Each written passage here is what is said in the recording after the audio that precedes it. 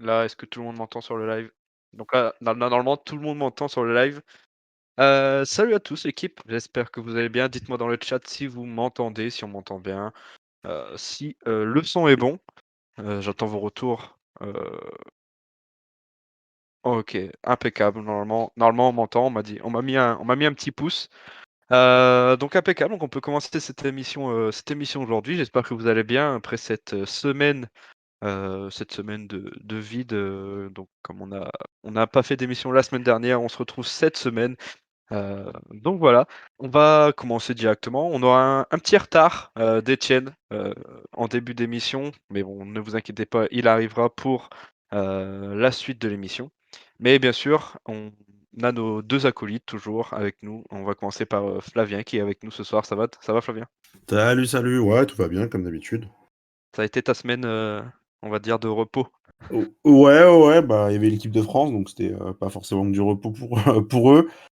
Et on va pouvoir en débattre aujourd'hui, ça va être cool. Yes, effectivement, on va beaucoup en parler, notamment dans notre focus et également, Colin qui est là avec nous aussi encore ce soir. Salut Colin, ça va? Salut, salut tout le monde, ça va très bien et toi?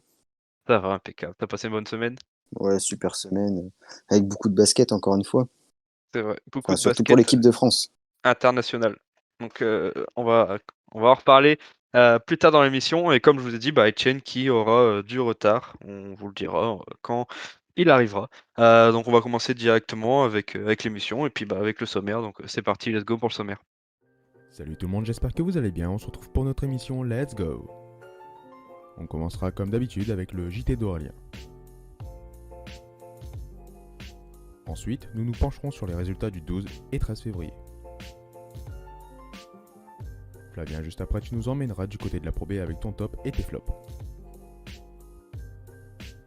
Notre focus de la semaine sera sur l'équipe de France et autour de la question quelle liste pour les JO. Colin, cette semaine, tu nous ramèneras durant la semaine des As.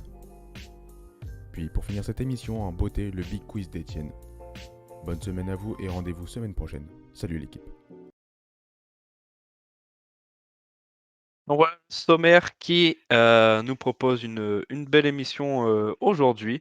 Donc, moi ce que je vous propose, c'est qu'on va commencer directement avec les news. Par contre, je vous fais une petite précision, on part sur, la base de l'émission qui était la semaine dernière. Donc, ne vous étonnez pas, bien sûr, il n'y a pas eu, de JP Elite, de match en JP Elite et de match en Pro B cette semaine, bien sûr, pour matchs, internationaux. Donc on va revenir sur les matchs il y a 2 semaines. Donc voilà, ne vous inquiétez pas, là-dessus. Donc, c'est parti directement avec les news.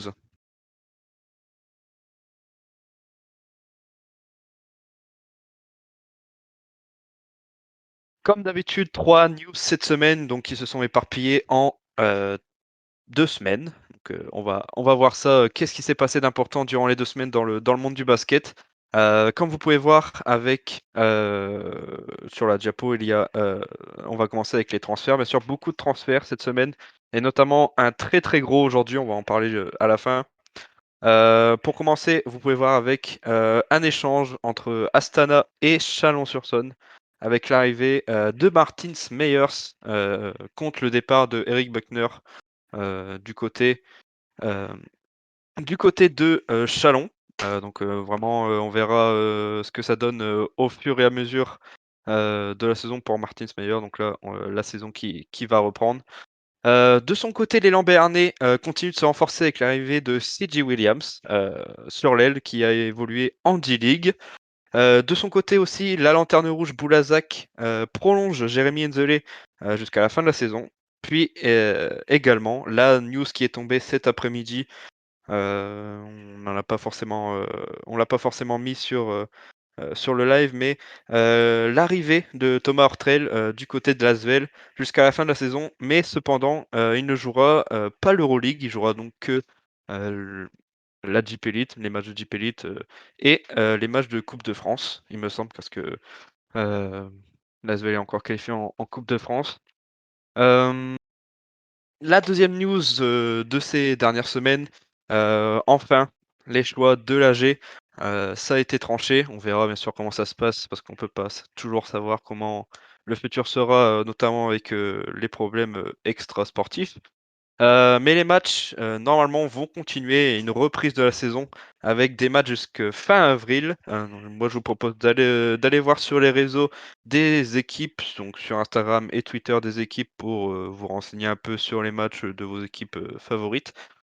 Avec la possibilité de finir en Final 8 pour la Jeep Elite. Et notamment, Flavien, tu avais un petit mot à dire pour la reprise du championnat? Ouais, tu disais fin avril, mais du coup, c'est jusqu'à la mi-juin que le Ouais. championnat est prévu, hein. En fait, les clubs ont jusqu'au 15 juin pour finir la saison régulière.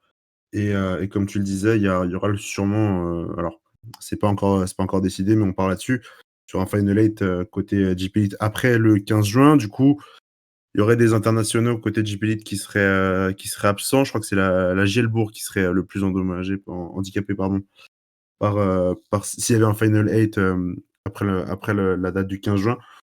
Évidemment, ça fait plaisir de revoir du basket. Maintenant, ça va être un rythme assez soutenu parce qu'il y a 13 semaines et à peu près 25 matchs à jouer par équipe. Donc, bah, là, je parle que du match championnat, mais il y a certains qui jouent l'Europe. Il reste encore des matchs de Coupe de France.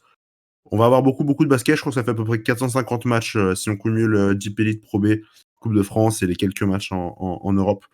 Ça fait quasiment 450 matchs. Donc, on va avoir du basket jusqu'à mi-juin et c'est déjà une très bonne nouvelle. Impeccable. Et on a Étienne qui vient d'arriver. On va le mettre avec nous. Il vient juste d'arriver pendant les news. Salut Étienne. Vous m'entendez bien là? D'arriver. Ouais, c'est bon, on t'entend. Ça Salut, va? ça va? Ouais, ça va et toi? Ça va, impeccable. Donc tu nous rejoins en plein dans les news. Bon, on Vous verra. parliez de quoi? Là, on parlait des choix de l'AG. Le Du basket retour qui est de du championnat. retour. Oui, yes. Bah, ça ne peut qu'être une bonne nouvelle, même si je pense que les infirmiers et les docteurs des clubs vont avoir du boulot, je pense, en cette fin de saison. Mais c'est toujours une bonne nouvelle de voir du basket, même si, comme on l'avait dit, je pense, déjà dans les précédentes émissions, genre cette décision, elle aurait pu être prise, je sais pas, en décembre, ce qui aurait permis d'avoir un peu moins de matchs dans une même semaine. Mais bon, le plus important, c'est que le basket soit de retour. Bon. Ouais. C'était pour cette deuxième news de cette semaine. Puis pour finir les news de cette semaine, avec comme vous savez, il y a eu les matchs internationaux semaine dernière et cette semaine, il me semble. Avec les récents qualifiés pour l'Euro 2022. Donc je vais tous vous les citer. Donc il y a eu la Lituanie, l'Estonie, la Grande-Bretagne, la France bien sûr, les Pays-Bas, la Turquie, la Belgique, la Pologne, la Serbie et la Finlande et la Russie. Donc ça c'est les récents qualifiés pour l'Eurobasket. Pour moi, c'est les grandes équipes qui se sont qualifiées, bien sûr, bien évidemment, pour cette compétition. Euh, on en a fini avec les news de cette semaine. Moi, on verra ce que ça donne, bien sûr, pour le basket, comme j'ai dit. Et on va directement passer au match. Du coup, comme je vous ai dit, au match d'il y a 2 semaines en Deep Elite avec les résultats de la semaine. C'est parti.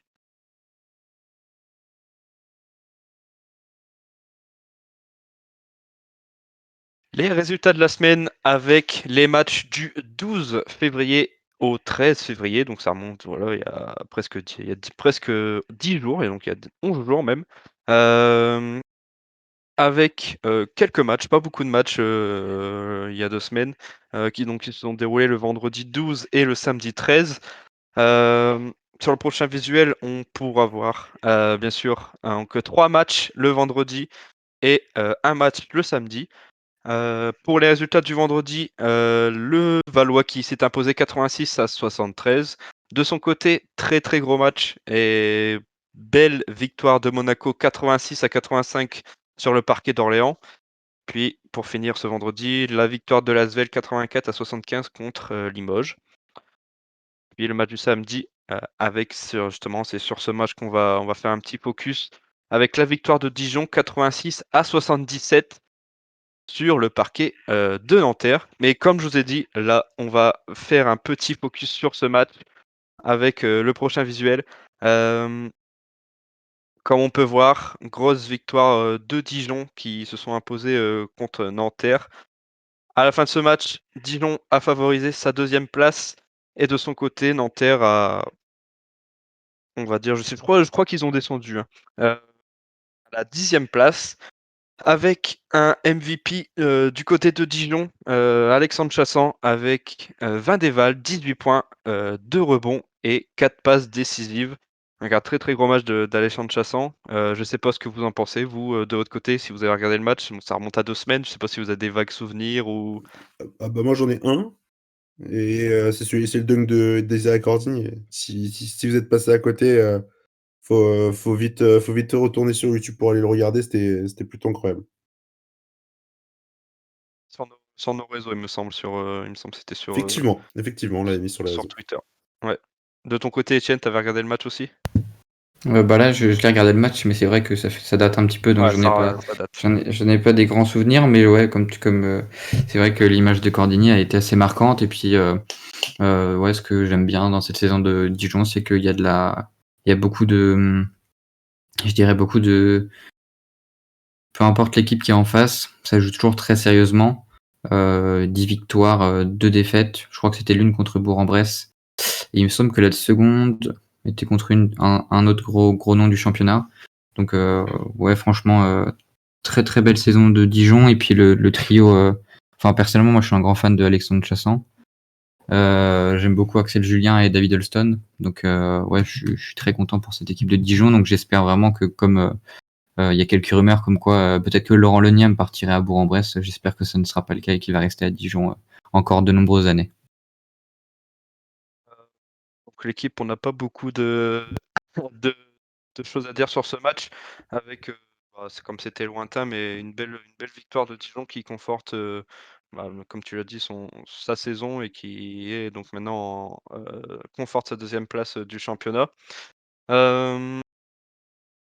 Apparemment, il y a des problèmes de son, c'est ça?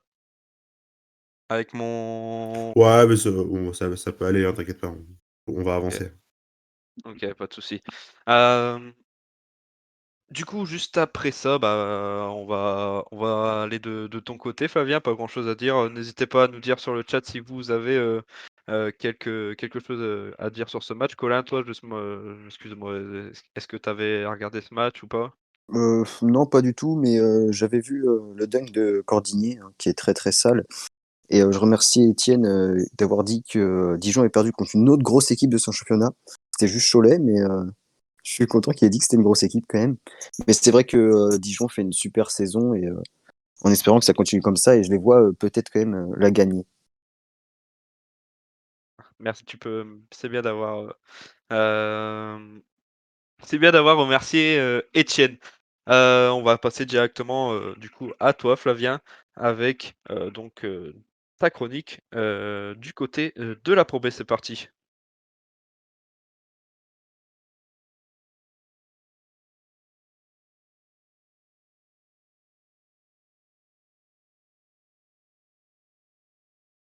Donc voilà, on va commencer, même pas commencer, ça va être ton tour, Flavien, sur ce qui s'est passé il y a 2 semaines aussi, comme la Jeep Elite, avec les résultats de Pro B.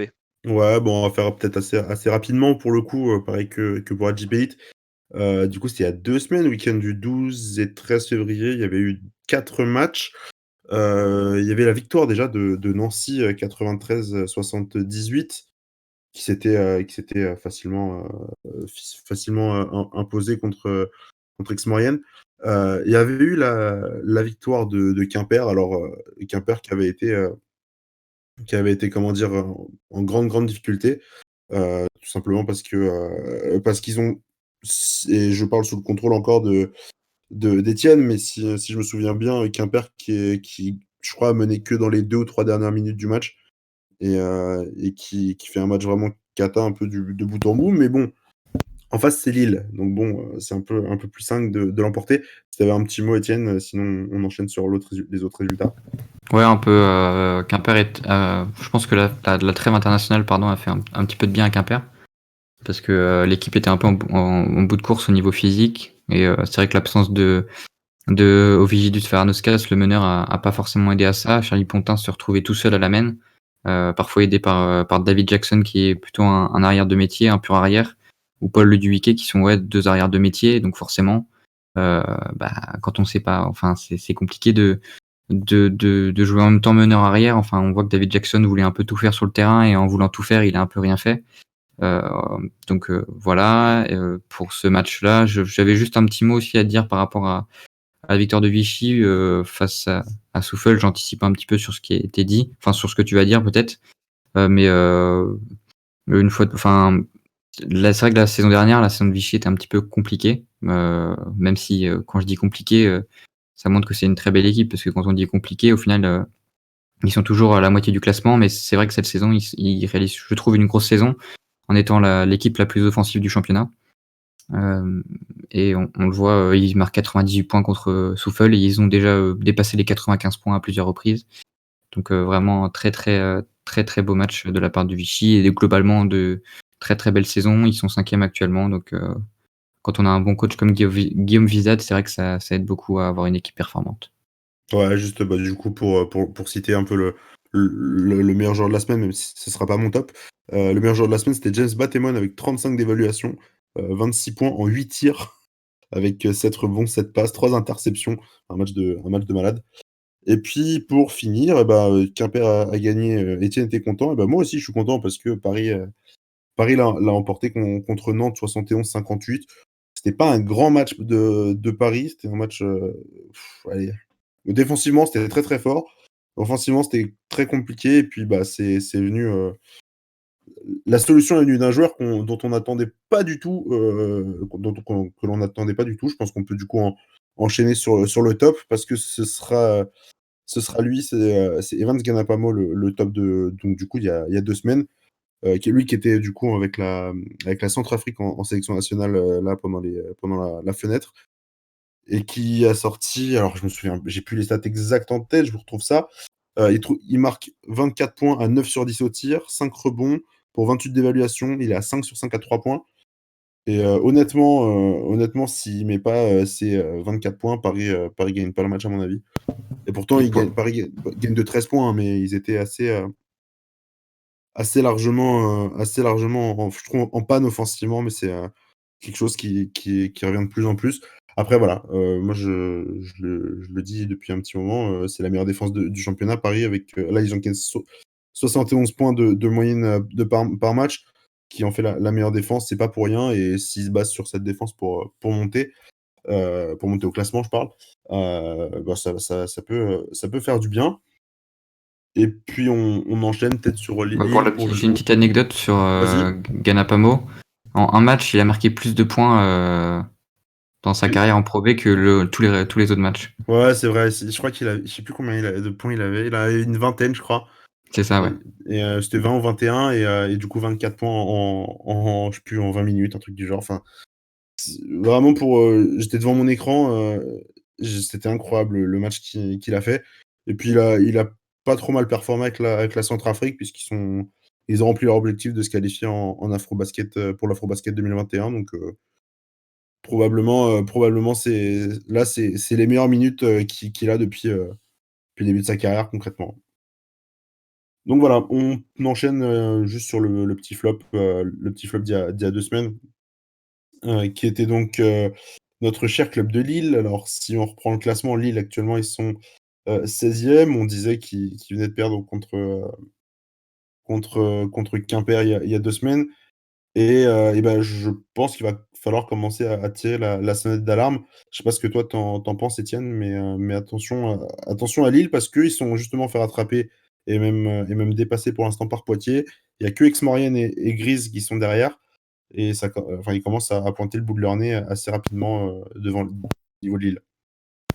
Je trouve quand même que sur les derniers matchs, si on enlève le gros choc qu'ils ont fait contre Quimper, il y a quand même un petit peu de mieux, je trouve, dans cette équipe. Je te rejoins. Ouais. Mais c'est vrai que quand on connaît les ambitions qu'avait le club en début de saison, si on lit un petit peu la presse et qu'on voit ce que disait le coach Jean-Marc Duprat au début de saison, c'est complètement déconnecté de la réalité. Parce que lui, il avait dit qu'il visait clairement le top 3 de la Pro B. Là, on se rend compte qu'ils sont dans le top 3, mais des équipes les plus mauvaises.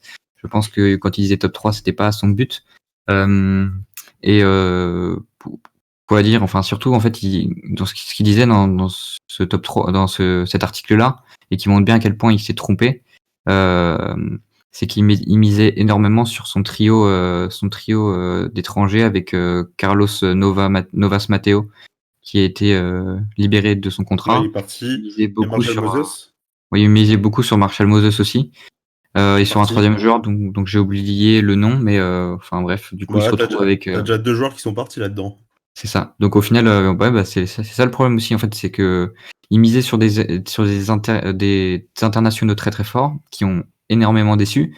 Là, il y a Gaylor Curier qui est arrivé pour remplacer Novas Mateo et Dimna Odiakosa qui est venu pour remplacer Moses. Donc on voit qu'il y a du mieux quand même, mais la saison a eu beaucoup de mal à démarrer.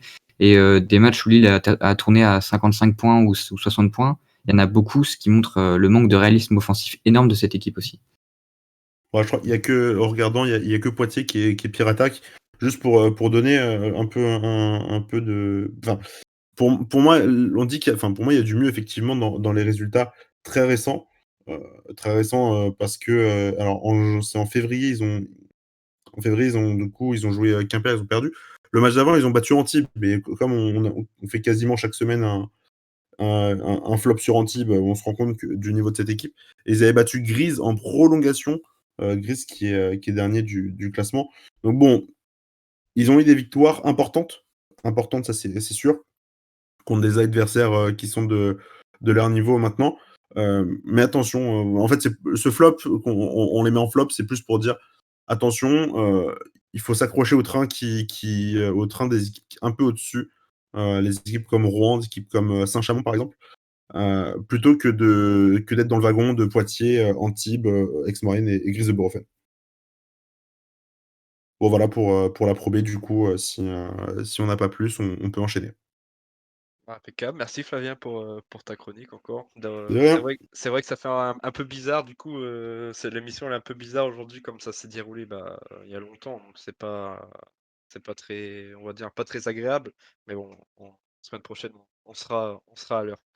On va passer, directement à, notre focus de la semaine. On va beaucoup débattre là-dessus et notamment sur l'équipe de France, on en a parlé dans les news. Donc c'est parti pour le focus de la semaine.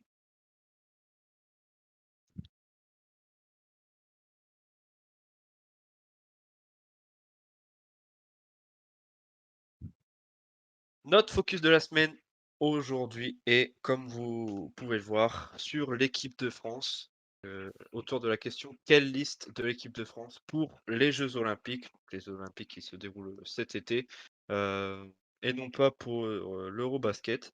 Euh, sur le visuel suivant, on va parler des 2 derniers matchs justement de cette semaine des Bleus, avec une victoire pour une défaite, grosse défaite, il me semble, contre la Grande-Bretagne, mais tout de même qualifié pour l'Eurobasket 2022. Je sais pas si vous avez un petit mot, Flavien, Étienne, Colin, sur cette qualification logique, on va dire. Ouais, logique, heureuse surtout, pas forcément très simple au vu des matchs de l'équipe de France là sur la fenêtre internationale, parce que tu dis, et du coup on disait, il y a la victoire contre le Monténégro, où la France a eu beaucoup de mal à s'imposer, puisqu'il s'impose dans les derniers instants avec une grosse fin de match de Thomas Hurtel, d'Isaac Cordigné et de Mathias Le Sort. S'il n'y a pas eu ces 3 joueurs-là qui avaient connecté un peu leur basket au même moment, ça aurait été très compliqué. Et puis, il y a eu la défaite contre l'Angleterre. Alors, la France était déjà qualifiée pour l'Eurobasket, mais cette défaite contre le Royaume-Uni où la France s'est juste fait marcher dessus. Je crois que c'est la plus grosse défaite de l'histoire contre la Grande-Bretagne. Ça faisait 25 ans qu'ils n'avaient pas perdu. Elle fait un peu mal, elle fait vraiment mal. Je crois que c'est Ovisoko qui sort une prestation absolument XXL contre l'équipe de France. Non, je sais pas s'il y aura vraiment des enseignements à tirer de ces 2 matchs, mais s'il y en a, ils sont pas très positifs. De ton côté, Étienne, je sais pas si tu as un mot sur cette qualification. Bah ouais, bah on peut, si vous voulez, on peut. Je pense que je sais pas l'avis de Colin, mais moi je rejoins un petit peu. Je rejoins ce que va dire, ce qu'a dit Flavien. Donc avec On va avec passer directement. On va voilà. passer directement à notre question. On a eu un don. Apparemment, on a eu un don. Ah bah, merci. Merci pour le don, $6,06. Je Ouais. 99. Donc Ouais, bah, parce que le 6,06 c'est pas son pseudo, je pense que c'est le montant, hein. j'ai pas capté. Ah bah, J'ai merci pas beaucoup. Merci beaucoup. J'avais même pas capté, c'est vrai que j'ai vu ça comme ça, ah bah, écoute, merci à toi, 99, de ton don, ça fait Ah mais plaisir. c'est parce qu'on le voit en blanc sur la case blanche, c'est pour Ah, ça. c'est ça. Ah, c'est ça. Mais nous, on t'a dans l'esprit et dans le cœur. C'est le C'est vrai. principal. C'est vrai. Merci à toi. Franchement, un grand merci, pour ton don. Heu, donc, on va continuer, du coup sur cette question. Quelle liste de l'équipe de France pour les Jeux olympiques? Heu, pour cette question, on va répondre, bien sûr, poste par poste, je pense, ça sera mieux. Donc, on va dire, chacun ce qu'on pense. Heu, on va commencer avec les meneurs du coup, avec Colin. Dis-moi, un peu ton avis sur les meneurs, ce que tu penses? Bah, en meneur, moi, j'avais pris Eli Okobo et Franck Ntilikina, je crois que ça se dit comme ça. Euh, je les ai pris parce que c'est deux jeunes et puis ils sont vraiment très forts. Ils font de bonnes saisons en NBA, de bons matchs. Et je me suis dit que des jeunes, ça apporte aussi un peu de peps dans une équipe. Et j'aime beaucoup leur niveau de jeu, leur manière d'être sur le terrain. Donc c'est pour ça que je les ai choisis. Et je pense ils peuvent apporter beaucoup à l'équipe de France. OK. Donc là, toi, tu es parti sur plutôt sur, une main plutôt jeune. De ton côté, Flavien, je sais pas si tu rejoins un peu, les choix de Colin? Je bah, alors, pour, Okobo, non, je pense pas qu'il passera le cut. Heu, Nilikina, c'est pas impossible, surtout vu sa coupe du monde 2019, c'était vachement bien serré. Après, on faut penser forcément à Andrew Albissi. Est-ce que vous comptez, vous, comme meneur? Est-ce que vous comptez Nando De Colo ou plus sur poste 2? Enfin, voilà, Thomas Hurtel aussi qui va finir, du coup, la saison avec Lasvel, ça, on l'a peut-être pas dit tout à l'heure, mais du coup, il a signé avec Lasvel, cet après-midi. Moi, je pencherais plutôt justement sur une main un peu plus expérimentée que Colin, plutôt que d'avoir que des jeunes, parce que justement sur ce poste, c'est là où il y a vraiment besoin de mener le jeu et de comprendre le basket, beaucoup plus que sur les autres postes. Moi, je mettrais plutôt des joueurs plus âgés. Moi, j'étais parti parce que moi, j'aime beaucoup, c'est un joueur que j'aime beaucoup. Moi, j'étais parti sur, et il est important, je trouve, là, il était important pour la qualification. Moi, j'aime beaucoup Andrew Albissi. Je sais pas ce que vous pensez d'Andrew Albissi de votre côté, mais je pense que Bah, ouais, son profil défensif, il peut trop bien coller avec le profil de certains dont on parlera après, mais tu vois, un axe 1-5, Gobert aux Jeux olympiques, moi, ça me parle. En tout cas, c'est clair. sur des séquences en défense où il va y avoir besoin de faire des stops, en série, je pense que ça peut être, vraiment intéressant. Et avoir un manieur de ballon, du coup, à côté de lui. Alors, c'est pas forcément Ntilikina, c'est ou alors, de toute manière, le ballon, de toute façon, sera pas forcément dans les mains du meneur, vu les arrières qu'on a à l'équipe de France. Mais il y a pas mal de noms et je pense que ça va être l'une des listes les plus compliquées à faire pour Vincent Collet depuis très, très longtemps. De côté, Étienne, de ton côté pour les meneurs? Bah, pour expliquer un petit peu juste la structure de ma liste, moi j'ai pris trois meneurs, pardon, deux arrières, trois ailiers, deux ailiers forts et deux pivots, donc ça fait une liste de 12. Et donc pour moi, les deux indéboulonnables, ça serait Andrew Albissi et Thomas Hurtel, parce que je pense que Thomas Hurtel va avoir un temps de jeu qui va être, je pense, assez conséquent en Euroleague, non, en JP League, pardon, parce qu'il peut pas jouer en Euroleague à cause de parce qu'il a commencé la compétition avec le Barça, donc je pense qu'il va avoir pas mal de temps de jeu en Euroleague et en JP Elite, je vais le faire combien de fois en JP Elite, vu que les matchs vont s'enchaîner, il va avoir pas mal de temps de jeu. Andrew Albici aussi, ouais, comme vous l'avez dit, pour moi, il est indéboulonnable. Il a fait une super Coupe du Monde où il avait fait un job défensif absolument incroyable. Et la seule hésitation que j'ai, c'est pour mon troisième meneur, parce que j'ai décidé d'en prendre 3. Grosse hésitation entre Frank Ntilikina, qui joue au Knicks, mais qui ne joue jamais. Ou alors, pour Théo Malédon, qui est plus jeune, mais qui joue au OKC assez régulièrement et qui, pour moi, rentre évidemment dans la discussion, vu les performances qu'il fait depuis le début de la saison. Pour moi, j'ai un peu du mal à comprendre pourquoi personne l'a dit, ou alors j'ai pas entendu. Mais franchement, Malédon, moi, je rêverais de le voir en équipe de France cet été, aux Jeux Olympiques. Vu la préparation qu'il avait fait déjà à la Coupe du Monde, pour moi, il est ultra légitime. Après, c'est toujours une question d'assurance. Il y a des joueurs qui sont NBA et qui souhaitent se concentrer sur leur carrière. Malédon, est-ce qu'il va préférer se concentrer sur sa carrière à OKC et pas venir aux Jeux Olympiques cet été? C'est la question.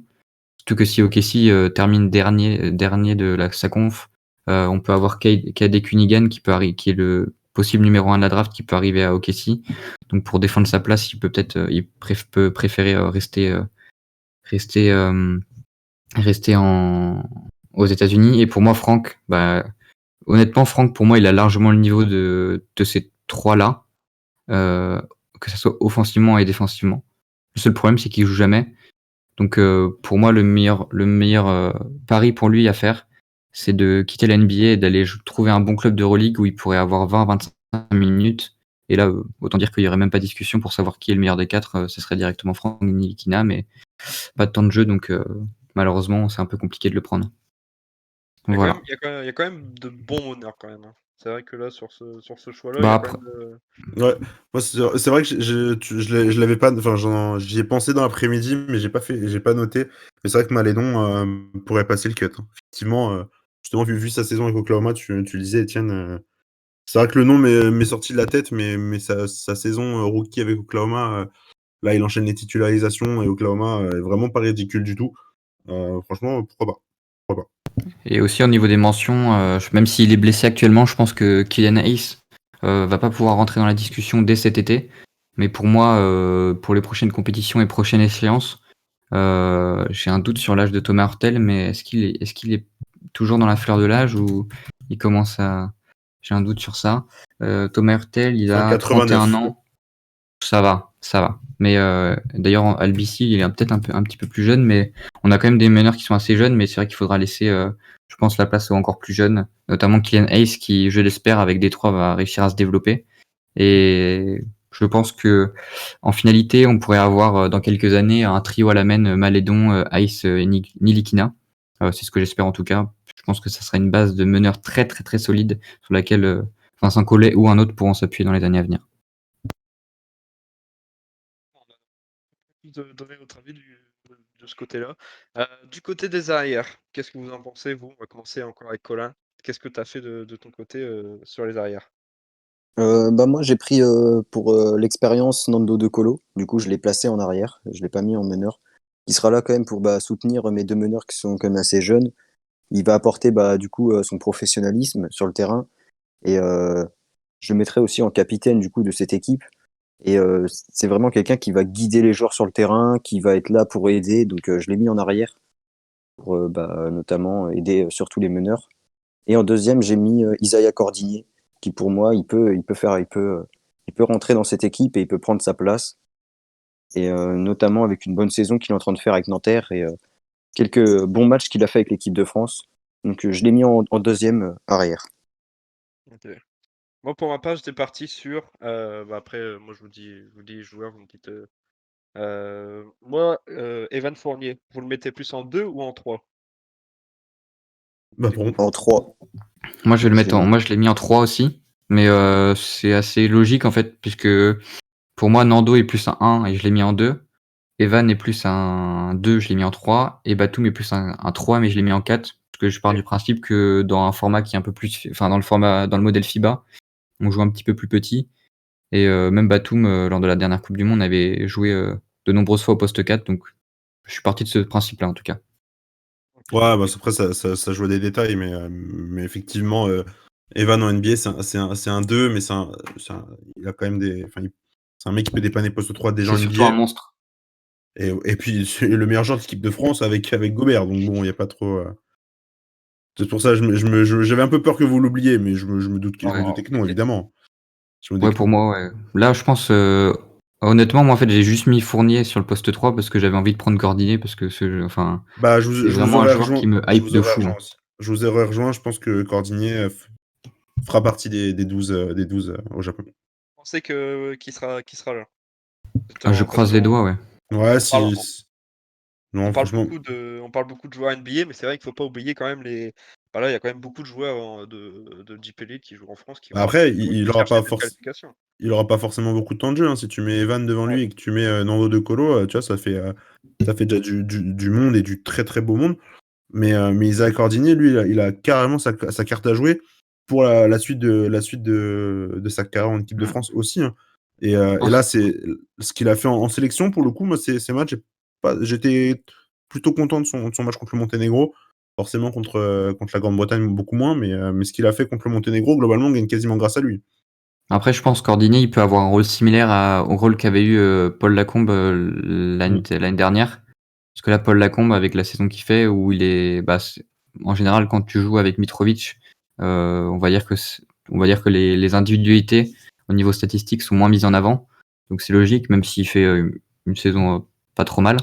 Mais pour moi, il est plus vraiment dans la discussion et Cordigné s'impose comme le choix numéro 2 si on part du principe que Fournier joue 3. Et au niveau des mentions, je sais pas si vous en avez, vous, pour des joueurs qui auraient pu être qu'on n'a pas cité ou qui auraient pu être dans le cut, quoi. Enfin, qui auraient pu passer le cut. Non, je suis en train de réfléchir, j'en ai pas là tout Je de trouve suite. que Axel Bouteille, par exemple, je trouve qu'il a pas, ce qu'il a montré, ça manque un peu de niveau, je trouve encore. Ouais, c'était pas terrible, c'était pas terrible. J'essaie de retrouver la liste en fait de la France là qui était pour cette sélection, mais non, je suis pas sûr que au poste 2 finalement, t'as quand même des joueurs qui ont l'air quand même vachement lock dans l'effectif et des profils qui se rejoignent plutôt bien ok, là, voilà, si tu mets Nando De Colo et, euh, Isaac Cordigné, t'as un joueur top niveau Euroleague, t'as un joueur du niveau Euroleague. On peut difficilement faire mieux avec d'autres joueurs en Hmm. équipe de France. Bah après, dans les joueurs qu'on peut citer, je pense à Rodrigue Bobois aussi, qui fait plutôt une bonne saison avec Anadolu Efes. Et Fabien Causer aussi qui joue au Real Madrid, qui fait des belles performances. Et c'est des joueurs Effectivement. de devoir aussi qui pourraient être utiles pour cette équipe de France. Ouais. J'avais une question aussi pour vous, parce qu'on est quand même sur un petit truc. Une petite question. Quel autre joueur qui mériterait de Jeep Elite, mériterait d'être dans cette liste? Là, on divague un peu, mais quel autre joueur, je sais pas si vous avez mis d'autres joueurs de Jeep Elite dans votre équipe. Ah bah, pardon, Quel autre joueur, à part Cordigné, mériterait d'être dans cette liste? je viens juste de penser à un autre arrière, mais je vous laisse faire. Ouais, vas-y, mais tu peux dire l'arrière, c'est quoi, c'est qui tu Non, non, penses à bah, qui? du coup, c'est pas du tout bah, allez, il pourra passer poste 3 aussi, mais ce sera Luau Cabarro. Ah bah ouais, non, moi je l'ai mis 3 de toute façon. Donc. Ok, bon, voilà, on se rejoint. Non, un joueur. Moi j'ai mis dans la continuité de la Coupe du Monde, on va le voir tout à l'heure, mais j'ai mis en pivot Mathis Le Sort, en deuxième pivot derrière Gobert. Même si je pense qu'il y aura une grosse discussion par rapport à ce poste-là, entre notamment Geoffrey Lauvergne, même si ça fait longtemps qu'il n'a pas été sélectionné. Il y a même Jaïté aussi qui fait des belles perfs, ou Fall de Lasvel, je sais même pas. Mais Ouais, Fall, je trouve que son style en fait est un peu trop. euh, c'est un grand en fait, c'est un profil qui colle un peu trop à Gobert, dans le sens où si on prend Gobert, on peut pas prendre Fall, mais si on prend Fall, prend pas Gobert. Enfin, je sais pas si vous ouais, voyez ce que je veux dire, mais après, si comme on disait tout à l'heure, hein, tu peux jouer petit et peut-être mettre un 4 à la place d'un 5. Et pourquoi pas justement te permettre d'avoir deux grands pivots.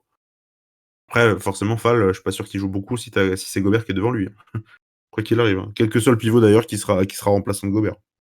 Ouais.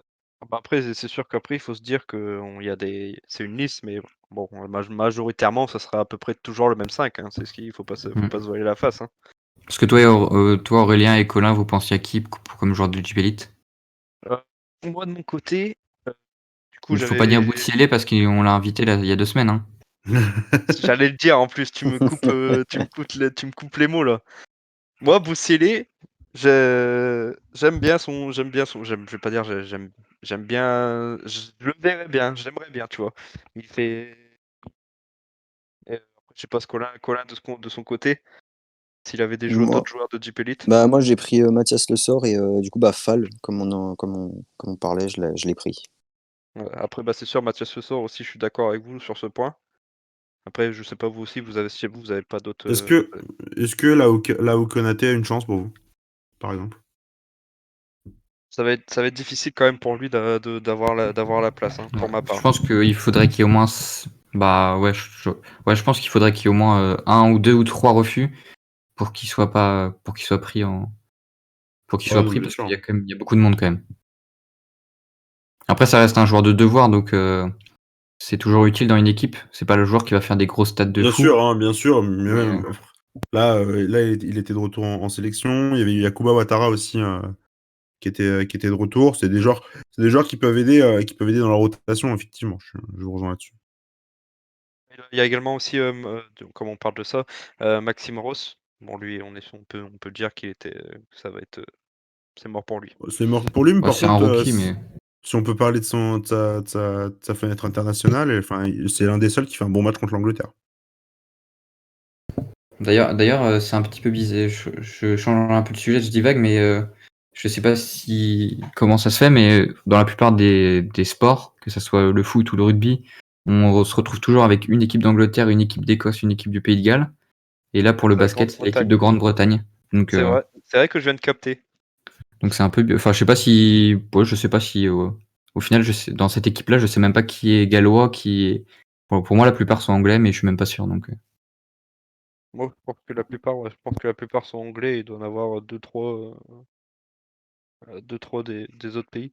Bon, du coup, dans tout ça, on était perdu. On est arrivé, il me semble, aux ailiers forts. Ouais. Colin, Ouais, on est aux non, ailiers on n'a pas maintenant. fait les ailiers, ailiers, hein. les Non, on est ailiers, aux ailiers, ouais. effectivement, pardon. Il faut suivre, monsieur le présentateur. Bah, Du coup, en termes Colin, pour d'ailier, les alliés. j'ai pris Evan Fournier, que du coup, bah, j'ai passé en ailier, et Nicolas Batum, du coup, pour l'expérience surtout. On est tous d'accord là-dessus pour Nicolas Batum, obligatoire, sa présence. Bah, moi, je l'ai mis poste 4. Donc, Ah ouais, c'est vrai, tu l'as mis pour poste mes 4. 3 ailiers, les 2 premiers pour moi sont indéboulonnables et je comprendrais même pas que. Je sais pas si vous comptez le citer, mais pour moi, Amat Mbaye, Ah, enfin, si, il y sera, je pense. en équipe de France, il est exceptionnel et même en Turquie, ce qu'il réalise, il a des performances oufissimes. Fournier, évidemment. Et le troisième, parce que j'en ai pris 12 des joueurs, donc j'en dis plus que 3 par poste, enfin j'en dis plus que 2 par poste pour le meneur, j'ai pris 3 meneurs et 3 ailiers, mais je suis un peu tiraillé entre d'un côté TLC, donc Timothy Luau-Cabarro, qui fait des putains de perfs avec les Nets, et de l'autre côté, Axel Toupane, qui fait des performances de malade aussi en G-League. Et en fait, je pense que Toupane peut passer devant Luau, plus parce qu'il a plus de matchs en équipe de France. Toupane en a fait 25 alors que TLC a eu 3 sélections seulement. Donc je pense, moi je vais mettre Evan Fournier, Amat Mbaye et Axel Toupane, même si je préférais que ce soit TLC. Tu sais, j'avais mis Cabarro aussi. Bon, je pense que toi aussi, Flavien, à moins que, comme c'est ton équipe, je sais pas, de ton côté, Flavien, t'avais mis qui? Bah, non, en fait, comme je vous dis, j'ai pas fait de liste très précise, Ouais. mais effectivement, la bataille se joue entre ces deux joueurs. Il n'y a pas vraiment d'autres profils. Sékou Doumbouya, il faut qu'il rejoue au basket un jour. Non, non, ça va jouer entre les deux. Et je rejoins aussi un peu Étienne. Je pense que ce sera plus Toupane. Aussi parce que c'est tout bête à dire, mais Luau Cabarro, il est amené à avoir une saison NBA très très longue et qui devrait se prolonger, enfin, j'espère pour lui et j'espère tout court pour les Nets, au moins jusqu'en juillet, avec les finales NBA. Je crois que le dernier match, le match 7 des finales, doit finir la 3e semaine de juillet, donc ça amène super tard. Déjà pour ne serait-ce que se préparer pour les Jeux Olympiques et de revenir sur le groupe France. Axel Toupane ne devrait pas avoir trop ce problème-là vu qu'il joue avec la G-League des Warriors. A priori, quand même, Toupane reste favori. Voilà. Justement de Max 13 dans le chat qui nous dit Toupane c'est 18 points par match. Donc, Après, vrai, ça non, reste ça reste. C'est de la Il G-League, faut mettre ça entre parenthèses, hein, que c'est la G-League, même si c'est vrai que les Santa Cruz Warriors de cette année font des sacrés perfs. On a Jeremy Lin qui a 20 points de moyenne, Nico Magnon qui est aussi très très bon, le meneur italien. Donc très séduisant de cette équipe de Santa Cruz. Non, et puis Pour ça veut ceux dire qu'en G-League, ils lui font confiance à Axel Toupane et généralement, c'est une ligue où tu donnes le ballon au joueur le plus fort. Et Voilà. ça veut dire que le joueur le plus fort des Santa Cruz Warriors, avec Jeremy Lin, c'est Axel Toupane. Et ça veut dire beaucoup, je pense. Et je trouve que ce qui est en train de devenir la G-League, c'est de plus en plus intéressant, ce qui est en train de développer la G-League. Ça devient vraiment de plus en plus une ligue où les mecs sont là pour rentrer en NBA et pas juste... à un moment donné, en fait, c'était juste une seule individualité dans une équipe qui défonçait tout le monde et c'était tout. Là, ça devient des vraies équipes avec un vrai objectif de... Enfin, je trouve que la G-League est de plus en plus intéressante à regarder. Et il y a un très bon compte Twitter qui s'appelle G-League France qui est monté par un gars qui c'est assez sympa ce qu'il fait. Où il met il fait un petit peu un fil rouge tous les jours de ce qui se passe en G-League. Donc je vous recommande de suivre ce compte-là. Ouais. Sur le post aussi, j'avais une petite question pour vous. Comment vous situez... Attendez, je recherche ça. Où est-ce que vous feriez, pardon, faute de français, à William Howard pour ce poste? Qu'est-ce que vous pensez de ce choix? Ouais, pas pour les Jeux Olympiques, en tout cas. Pas à court terme. Pas tout de suite, je pense. Ok. Donc pour vous, Même pas... si ça dépend en fait, parce que ça serait le genre de joueur qui serait pas mal dans les années à venir. Il a que 27 ans pour l'instant, donc le temps qu'il se développe, ça peut être sympa, mais un mec comme ça qui dégaine à 3 points et qui est très bon dans cet exercice-là, ça peut être pratique. Mais pour moi, comme Flavien l'a dit, il y a quand même beaucoup de monde. J'avais une petite question d'ailleurs pour vous. Par rapport au poste de meneur, est-ce que pour vous, Léo Westerman rentre dans la conversation ou pas? Bah oui. Non, pour moi, il est aussi dedans. Hein. On l'avait oublié, mais Ouais, non, clairement même. Le choix des meneurs, il faut réussir à le prendre. Hein. Ça doit pas être évident. Ah non, mais bien Mais sûr, c'est ce qu'on disait. Hein, Vincent Collet va avoir un énorme choix à faire. Surtout sur le poste de meneur, ça va être le plus compliqué, à mon avis. Hein. Et là, c'est vrai qu'il a quand même sa carte à jouer. Hein. C'est vrai Mais qu'il a quand même sa carte à ce jouer. qu'on disait, ce que beaucoup de personnes disaient notamment, c'était qu'on aurait du mal à gérer l'après Tony Parker, entre guillemets, surtout au poste de meneur. Et on voit que même si on n'a pas un meneur qui est aussi dominant, avec l'addition de talents qui sont assez intéressants, on arrive quand même à avoir une main qui est, je dirais, de top 5 ou top 6 mondial, quoi. Donc c'est... Tu te rends compte que depuis le début de l'émission, on a dû citer au moins 5-6 noms de meneurs, et t'en auras que 2 ou 3. Donc déjà, ça te montre déjà que tu as au moins 5-6 meneurs qui peuvent avoir potentiellement le niveau des Jeux Olympiques avec l'équipe de France. Et ce que ça implique, ça veut dire d'aller chercher une médaille au bout, tu vois. Donc ça implique enfin, ça montre que l'après Tony Parker est quand même vraiment bien géré. Après, c'est normal aussi, hein, le basket se développe aussi en France et que tu as de plus en plus de talents qui émergent. d'ailleurs, je fais une petite interlude pour dire, n'hésitez pas à le dire dans le chat, vos avis pour cette équipe pour cette liste de l'équipe de France. N'hésitez pas, on va vous lire, on va dire vos avis. Dites si vous êtes d'accord ou pas d'accord avec nous. Et on va continuer avec du coup là les ailiers forts. Colin, t'avais choisi qui pour ton équipe J'ai de France? pris Mathias Le Sort et j'ai placé du coup Vincent Poirier, mais il me semble il est blessé non en ce moment. Je sais plus du tout. Je sais même plus où Il est surtout pas très bon, mais Ouais. il joue aux Sixers. Il est aux Sixers, ouais, ce que j'étais en train de me poser comme question, Mais bon. ça faisait un moment que je l'avais pas vu. C'est compliqué de jouer derrière, d'être le backup du backup du backup, parce qu'au final, il y a Embiid qui est juste le meilleur joueur du monde actuellement, à mon avis. MVP de la NBA, pour moi, il est top 1 pour l'instant. Il y a Dwight Howard et en plus, lui, il se retrouve derrière. Je le vois absolument pas. Ouais, je le vois pas dans cette liste. Ok. De ton côté, Flavien? Bah, on en a discuté un petit peu hein, tout à l'heure, C'est mais vrai. pour moi, le nom d'Amatemba, il est coché quoi qu'il arrive. Si son club le libère, pour moi, il faut le prendre déjà parce que c'est un garçon qui a déjà montré beaucoup de choses hyper intéressantes avec l'équipe de France. C'est lui qui s'est révélé. Et non, moi, je suis vraiment pour le prendre. Alors après, ça dépend. Est-ce qu'on met Batum en poste 4? Effectivement, il est dedans. Moi, je mettrais aussi Adrien Moerman, qui joue aussi à FS, qu'il faut pas du tout négliger. Et à mon avis, il va être dans les 12 aussi. Je sais pas si vous avez d'autres noms, peut-être Gershon Yabusele avec Lasvel. Qu'est-ce que Verne aussi, je vous... sais pas. Mais après, là, c'est sûr que ça, là, c'est pas. Comment? Geoffrey Lauvergne. Oh, ça a coupé peut-être? Ouais, ouais, non, je sais pas ce que vous en pensez de Colin Etienne, Geoffrey Lauvergne, je suis pas... Moi, ma raquette, pour tout vous dire, elle est composée de 4 garçons. Donc, tu as Nicolas Batum et Louis Labéry en ailier fort. Parce que Louis Ok. Labéry, c'est un petit peu mon coup de cœur depuis ce qu'il avait fait par la dernière Coupe du Monde. J'ai beaucoup aimé. Son rôle de 4 qui joue très loin du cercle. C'est vrai que c'est toujours pratique, surtout en modèle FIBA, je pense. Et Rudy Gobert et Mathias Le Sort en pivot, même si personnellement, j'aimerais bien. Je sais que c'est un gros risque, mais j'aimerais bien voir ce que peut faire Mam Jaïté sur une grande compétition internationale comme ça. Vu les performances qu'il fait en Turquie, j'aimerais beaucoup le voir. Après, ça m'étonnerait qu'on le voit, mais donc Louis Labéry et Batum en poste 4. Pour moi, il y a pas trop, il y a pas d'autres noms au poste 4 qui s'imposent vraiment, à part Morman, mais moi j'aurais plutôt mis en 5. Et pour moi, sur le 5, par contre, il y a Le Sort, Lauvergne, Jaïté, Fall, Morman. Qui peut y avoir d'autres. Enfin, Sur le poste de 5? il y a une belle densité. Il y a une belle densité, je trouve, au niveau du poste 5 et au niveau du poste 1.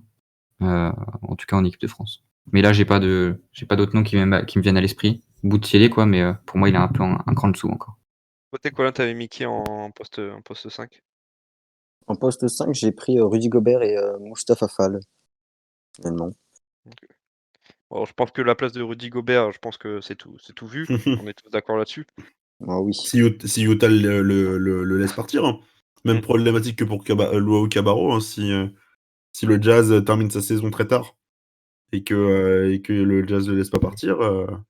Et Fournier aussi, Fournier c'est pareil. En plus, il me semble que, si je dis pas de bêtises, il a un contrat à renégocier cet été, Il est je free, crois. il est free agent cet été, ouais. Il est free agent. Ouais. Donc, Non. est-ce que... Ouais, les joueurs NBA, faire attention, faire attention parce qu'ils vont finir leur saison vraiment beaucoup plus tard que d'habitude. Et Bah déjà, Rudy, c'est sûr qu'il va faire les playoffs vu le début de saison. non, mais Luau va les faire. Fournier, c'est un peu moins sûr, je pense. Même si, bon, vous évite, je suis Ouais, monstrueux, mais... c'est à l'Est, ils vont les faire. Mais par exemple, Batum aussi va les faire les playoffs. Hein. Ouais. Avec les Clippers, beaucoup de joueurs NBA risquent de se retrouver en tout cas à jouer limite début juillet, certains peut-être mi-juillet s'ils vont jusqu'en finale. Batum aussi, Et, j'ai mis Batum. et ouais, non, mais voilà, tu peux te retrouver avec une finale par exemple. J'extrapole, mais ça peut être les Clippers contre, ou même on va dire Utah contre les Nets. Tu as déjà 2 joueurs NBA français qui seront dans l'effectif, soit c'est le meilleur joueur, soit ils ont un vrai rôle. Et ils vont pas être lâchés comme ça. Ça va être un peu compliqué, évidemment. Mais après, la problématique, elle est pareille pour beaucoup d'équipes, hein. Que ce soit que toutes les équipes internationales qui ont des joueurs qui jouent à très haut niveau en NBA. Mais pour le coup, la France, on est content qu'ils jouent en NBA, mais là, pour le coup, ça va être un problème. Si ces joueurs-là jouent très longtemps, voient leur saison aller loin, quoi. Parce que normalement, le tournoi masculin des Jeux Olympiques va commencer le 25 juillet jusqu'au 7 août 2021. Et la finale est prévue. Ça dépend en fait s'il y a 6 ou Le 7. match 7. Le match 7 le match 7, il sera sûrement le 31 ou quelque chose comme ça. Ou peut-être un peu. Oui, ils mettent fin juillet. Donc ça va être une belle galère. Et surtout, vu la situation, pas impossible que les joueurs, une fois qu'ils ont terminé leur finale NBA en fin juillet, on leur dit bon petit gars, tu vas aller te taper 2 semaines de bulles sanitaires tout seul dans ta petite chambre, et après tu vas rejoindre tes collègues. Donc Ouais, non, au final, j'ai du mal à croire que les mecs qui soient, enfin, à partir du moment où les playoffs commencent le 22 mai, je pense que si tu fais le premier tour, ça passe. Les demi-finales de conf, ça passe. Mais à partir du moment où tu fais finals ou finale de conférence, ça commence à être un peu juste. Ça passe si t'es un leader de l'équipe de France. Si t'es pas un leader de l'équipe de France, si t'es un mec comme Timothée Luau-Cabarro, s'il fait demi-finale au final de conf, Ah bah, il sera pas avec l'équipe de France pour les Jeux Olympiques, par exemple. Gobert fait finale conf. Par contre, là, il est pris. Je pense. Ouais, non, mais après, tu Bon, fais je tout pense pour que là, ramener Gobert. ça- Ah oui, c'est sûr. Mais du On coup, parle voilà, plus en plus du casse-tête de talent qu'on a avec l'équipe de France, il y a aussi ce casse-tête de la fin de calendrier, ouais. saison. La fin de saison, et même dans une moindre mesure, mais ce sera bon. Hein. Mais avec, par exemple, si on a des joueurs de Jeep Elite qui vont. S'il y a un Final 8 qui est organisé et qui se termine fin juin, il va y avoir les Bleus vont avoir 3 semaines pour se préparer ensemble, pas forcément tous ensemble parce qu'il y a des joueurs NBA. Ça va être très très compliqué. Ça va être une édition J'ai des presque Jeux envie de Olympiques dire, particulière. Hein. J'ai presque envie de dire, heureusement que l'équipe de France ne fait pas le TQO parce que là, ça aurait été encore plus problématique. Oh, ça aurait été une catastrophe. Bibasket a sorti, je fais de la pub pour mon média. Hein. Bibasket, je pense qu'ils n'en ont pas besoin, mais ils ont fait un article dernièrement où ils faisaient une sorte de récap de tous les joueurs qui seraient potentiellement absents. Je vais vous retrouver ça. C'était la JL Bourg qui était le plus touché, ce que je disais un peu en C'est début ça, ouais. d'émission. Ouais, c'est ça, ouais. Je crois que t'as Ouais, Danilo. Flavien.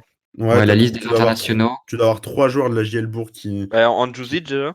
Ouais, Andjuzic, Azeric, j'ai plus le et troisième. Scrub. Ouais. Scrub. Ouais, tu vois, et c'est pas des noms non plus, c'est des noms déjà pour la JL Bourg qui sont ultra importants. Donc, Après, t'as Le Mans, t'as Kazak Ajami Kin, qui fait une belle saison aussi. Pour Strasbourg, t'as Jaromir Boavic, Limoges, Philippe Scrub, Le Portel, Corée McIntosh et Mathieu Wojciechowski. Nanterre, c'est Rebic et Bohar Nemeskel. Et pour terminer, Cholet. Cholet, il y a Grigor Rovat aussi. Mais après, il y en a d'autres aussi, Aaron Best ou des choses comme ça qui pourront. Enfin, ça, c'est des équipes. Enfin, ça m'étonnerait que Boulazac aille en playoff, mais c'est un autre sujet. Écoutez, je pense on a fait tout le tour de notre équipe de France. Là. Je sais pas si vous avez un dernier mot à ajouter. non, Ouais. je regardais juste les groupes. Peut-être qu'on peut en dire un mot. Les groupes les groupes des Jeux Olympiques.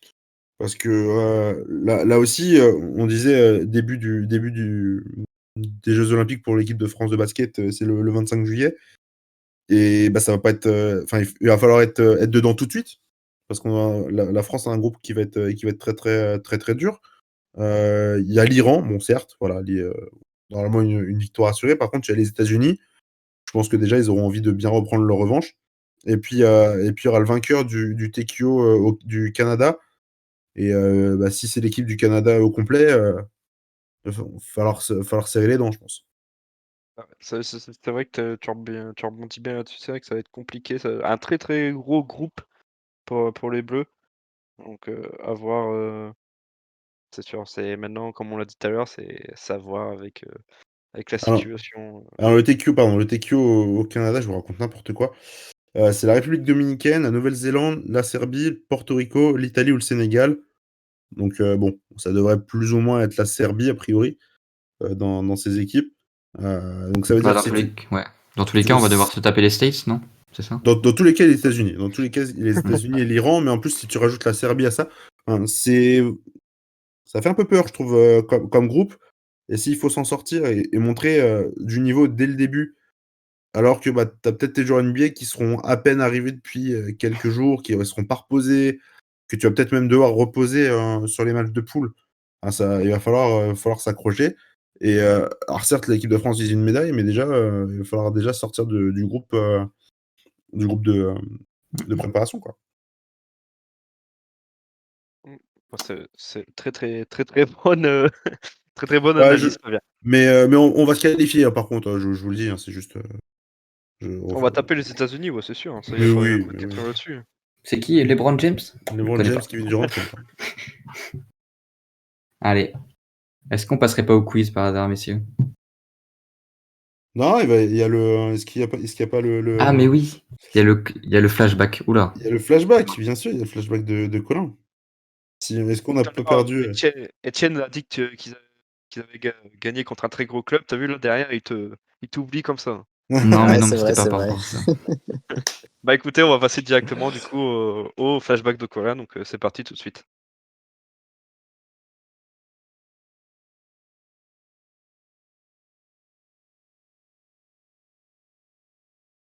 Donc le flashback de Colin, tu nous emmènes en 2003. Tout à fait. Alors, je vous emmène en 2003. C'était la première édition de la Semaine des As de basketball qui s'est déroulée du coup du 17 au 20 février 2003 au Palais des Sports de Pau. Il y a eu plusieurs matchs, en commençant par les quarts de finale qui ont eu lieu le jeudi 17 et le vendredi 18 février, avec comme premier match Cholet qui s'impose 89-69 contre Gravelines et Pau qui s'impose 90-74 contre Paris. Les deux autres quarts de finale sont Le Mans qui s'incline 88-95 contre Le Havre et Villeurbanne qui s'incline 58-68 contre Nancy. Les demi-finales sont disputées le samedi 19 février, avec comme premier match Cholet qui va s'incliner contre Pau sur un score de 80-91. Et la deuxième rencontre a été remportée par Le Havre face à Nancy sur un score de 92-86. Les Bernais remportent leurs trois matchs assez largement, mais la plus large victoire, c'est la finale, où ils vont s'imposer contre Le Havre sur un score de 101-80.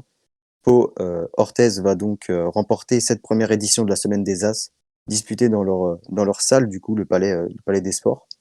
Ce trophée sera le premier d'une longue série de la saison 2002 à 2003, puisque les Bernais remportent également lors de cette saison le titre de champion de France et la Coupe de France. Donc, ils ont fait une super saison quand même, Pau, et c'était vraiment exceptionnel de leur part. Et la Semaine des As qui a été une compétition vraiment super intéressante.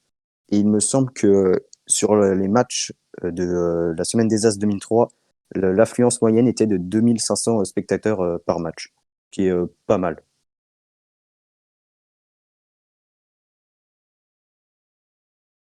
Pas que Colin. Euh, Justement, on va rebondir un peu légèrement là-dessus. Moi, c'était une compétition que j'aimais bien. J'aimais bien ça, ce format. Surtout que le BCM l'a beaucoup gagné. Elle a gagné, je sais plus, une fois, je crois. Ah bah voilà, tout de suite. Ouais, Juste parce tout que de vous suite, l'avez le gagné. BCM. Bon. Bah, Faut la après, moi, refaire. j'aime bien aussi. Moi, je trouve le format Leaders Cup est aussi sympa. Enfin, je sais pas ce que vous en pensez. Je sais pas si vous avez déjà été d'ailleurs. Non, jamais. Jamais. Non, pas moi, mais je trouve que c'est une compétition sur laquelle la LNB justement est un peu trop accrochée, quitte à devoir un peu sacrifier le championnat cette année, par exemple. Ils auraient pu la retirer complètement dès le départ, la Leaders Cup. Après, moi, je parle vraiment que de l'événement. Moi, je parlais. Mais si tu parles de l'événement lui-même, forcément, tu as des émotions de fou. Hein. Si tu vois le match de Ouais. l'année dernière entre Monaco et Dijon, Incroyable, hein. oh Ouais. là là, J'y étais, je pourrais le dire. Ah non, mais quand tu vois ça, et si t'es devant. Ouais. En plus, c'était, si je me trompe pas, tu sais, c'était pendant une espèce de tempête à Disney où Ah ouais, oh t'avais là, horrible. t'avais les bâches du Horrible. toit qui fouettaient, t'avais peur que le truc s'envole. Oh, j'ai cru que j'allais mourir 6 fois. Le cube là au milieu, et j'ai cru qu'il allait tomber sur le parquet et éclater la petite tête de David Holston plus d'une fois. Hein. Ah non, mais c'est pour ça, ça fait en fait, ça fait des souvenirs, forcément, et en vrai, elle est sympa, cette compète, et c'est bien d'avoir une coupe comme ça. Peut-être que la Coupe de France se suffit à elle-même, mais peut-être que sur un format où tu as un espèce de Final Four, ça peut être sympa aussi. Bref, en soi, c'est bien d'avoir une petite compète de plus. C'est cool. C'est toujours sympa. Ouais. Le truc marrant, c'est quand j'avais dit à des potes à moi qui sont un peu plus foot que basket, j'aurais dit bon bah moi je vais à Disneyland et tout euh, cette semaine et tout. Vu que c'est l'époque de la Saint-Valentin, tout le monde pensait que j'y allais avec ma copine et j'ai dit non, je vais avec un pote voir du basket, pourquoi? C'était en 2000. Non, c'était Alors bien. attendez. Bah, c'était en 2020. Ouais, C'était en c'était l'année 2020. dernière, c'était il y a un L'année an. dernière, ouais. C'était juste Ouais. juste avant le confinement. Voilà. Ah, Incroyable. merci Colin pour ton flashback. Toujours De rien, de rien. toujours de bons souvenirs à se remémorer. Et merci, tu m'as remémoré une victoire du BCM en semaine des As. Merci à toi. Tu me rends nostalgique de mon BCM d'avant.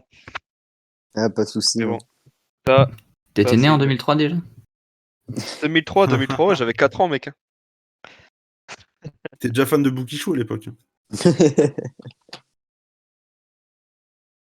Mais ça. directement Étienne. Vas-y, je sais pas si t'avais un Non, truc à dire. ce que j'allais dire, on peut passer au quiz. Ouais, bah, je vois qu'Étienne, il était très, très pressé de faire son quiz là. Je pense qu'il nous a préparé de bons petits trucs. Donc, on va passer directement du coup au quiz, au big quiz d'Étienne. Oh, je suis Parti. bouillant.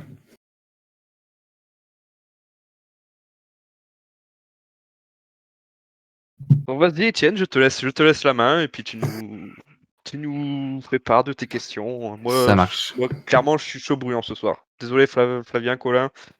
Ce soir, c'est pour moi. Allez, bon bah c'est Oui, bien parti. sûr. Avec la belle photo qui me met en valeur, c'était top en plus. Y a rien à dire. Du coup, ça va être un au plus proche. Je sais pas si vous connaissez le concept. Ouais, si. Je pense que tout est dans le titre, hein, faut pas être con pour pas le comprendre. Mais Juste, Donc, si tu dépasses, c'est mort. non, en gros, Ouais, ok. je vais poser une question. Vous allez devoir me donner un chiffre. Et celui qui est le plus proche marque un point. Et si vous faites un perfect, alors là, messieurs, vous avez 2 points. Oh là là. Oh la vache. Et donc Tu- pour avoir un peu d'équité, et vu qu'on n'a pas de pancarte ou d'ardoise à montrer, donc je vais poser la question. Vous allez devoir avoir 10 secondes pour réfléchir à chaque fois. Je m'occuperai de faire la petite musique. Tic, tic, tic. Et ensuite, je vais changer le rôle à chaque fois en fait quand vous allez donner votre réponse comme ça. On pourra pas dire oui, mais Colin il donne sa réponse avant, donc il est désavantagé parce que Flavien copie toujours sur ses réponses. C'est pas possible. Voilà. Donc on va commencer avec la première question. Je pense que vous êtes chaud. Allez. Donc évidemment, il faut pas répondre tout de suite dès que je dis la question, mais prenez un peu de temps de réfléchir. Donc pour moi, la première question, ça va être tout simplement combien de fois l'équipe de France a affronté l'Italie depuis sa création en 1926. Donc l'équipe de France a été créée en 1926. Et combien de Oh fois là là. elle a affronté l'Italie au total en nombre de matchs du coup? Comment direct avec une question comme ça difficile, faut aller moller. Hein. C'est tout.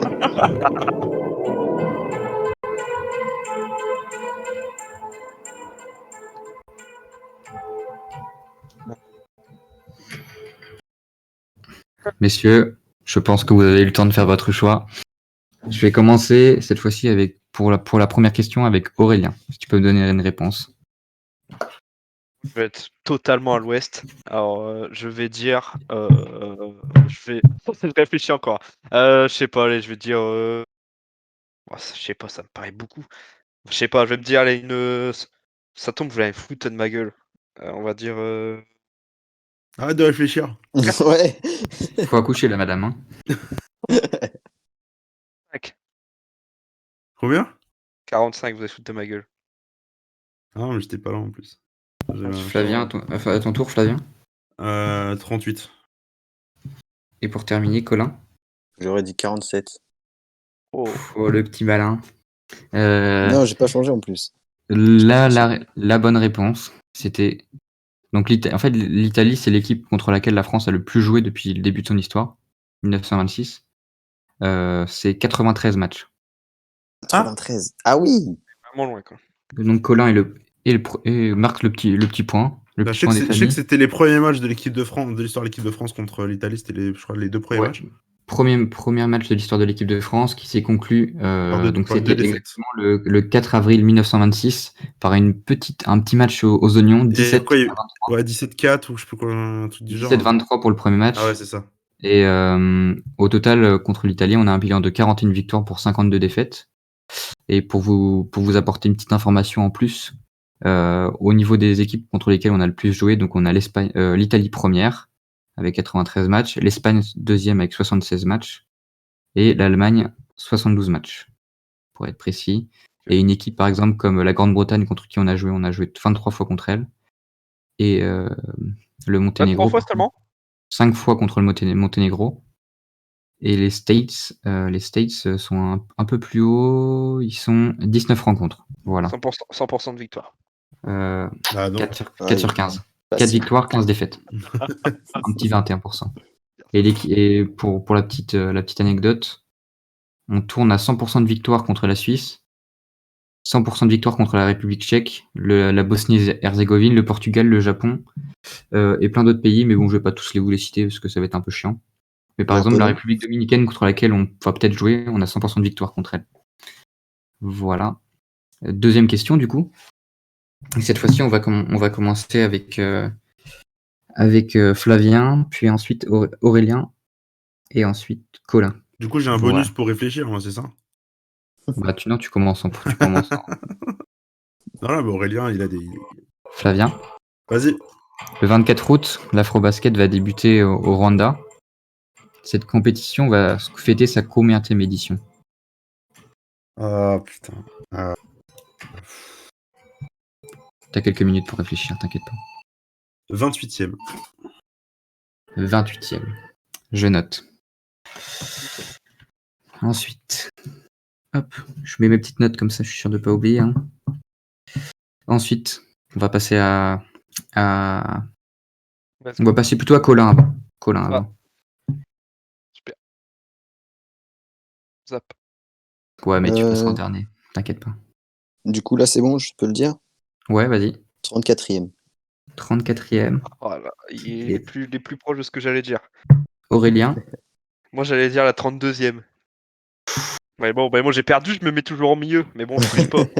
Messieurs, on commence très bien la soirée avec une belle égalité, puisque au Rwanda, dans la Kigali Arena, donc une salle de 10 000 places, on va fêter la 30e édition de la Afrobasket.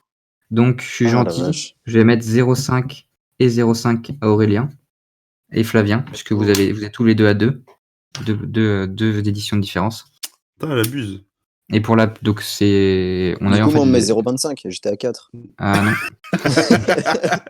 C'est compté, c'est bien. Et du coup, pour la petite anecdote, l'équipe la plus médaillée de la compète, c'est l'Angola avec 17 médailles, dont 11 d'or. Donc, ils ont quand même gagné 11 éditions sur 29. Et pendant les fenêtres de l'Eurobasket, il y avait aussi les fenêtres de l'Afrobasket. Et on connaît déjà 13 de ces équipes qui vont y participer, dont le Kenya et le Soudan du Sud qui vont fêter leur première participation. Voilà. Moi qui ai suivi un peu les qualifs, là, je suis dégoûté de pas avoir le chiffre. Putain, j'abuse. Ouais, mec. Je suis le grand Evans Ganapamo. Voilà. On revient en France, du côté de la belle ville de Grise, Oberhofen, de Pro B. Donc sur les 15 joueurs utilisés depuis le début de la saison, combien ont débuté un match dans le 5 majeur sur les 15? Oh la vache. En plus, je crois que tu as cité le chiffre il n'y a pas longtemps, il y a Et peut-être donc, 2-3 semaines. Cette fois-ci, on va commencer par Colin. Tu as 10 secondes, évidemment, Colin, panique pas. Voilà. Il y a 15 joueurs, c'est ça? 15 joueurs. Ok.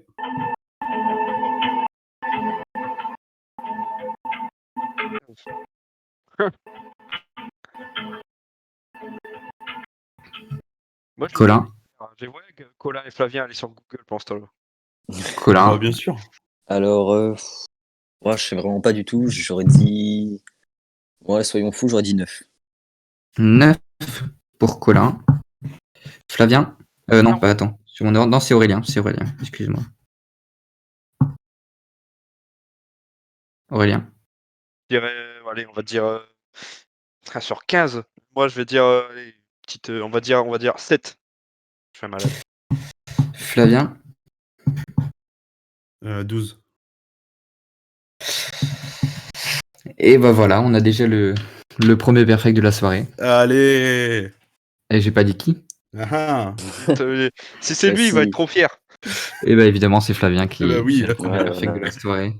Et ouais. Et en fait, on en avait parlé de l'instabilité de cette équipe-là depuis le début de la saison. Et puis, une stat qui illustre bien ça, sur les 15 joueurs utilisés, il y en a 12 qui ont déjà débuté un match. On a 3 exceptions, donc Franck Seguela qui est depuis parti à La Rochelle. Mais on a aussi Jacques et Young et Théo Rey qui sont arrivés il n'y a pas si longtemps. Donc, on va peut-être arriver sur un 14 sur 15. On croise les doigts. connaissant Ludovic Pouillard, on a confiance en lui. Donc concrètement, en fait, tu as tous les joueurs qui ont débuté, quoi. Globalement, si tu comptes Jack Eyum et Ray, les mecs, Ils sont arrivés il y a 2 matchs. Voilà, ils ont Mm. quasiment pas joué, et puis c'est Guéla qui est déjà parti en N1. Donc... Voilà, donc... Mais écoutez, moi, ça fait 3,5 du coup. non, non, ça fait Ah 2,5. non, ça fait 2,5. C'est pas Calmos. Ouais, Le dernier, bon. quoi. Ah, Ouais, j'ai- non, t'es clairement dernier, Aurélien, ouais. Ouais, mais t'es bien là-bas, non? La place du PCM, ouais. Il est à l'image de son équipe, quoi. Super, ça flash. Quatrième question, et je rappelle qu'il y en a 7 au total. Et donc, quel est le record du nombre de spectateurs sur un match de Jeep Elite ou Pro A? Voilà. Donc, je vous laisse Dans une salle ou à la télévision? dans le nombre de spectateurs, sinon j'aurais dit téléspectateurs. Ah oui, bien vu. Et on n'a pas le droit pour cette musique. T'inquiète, on a un don, on va payer, t'inquiète.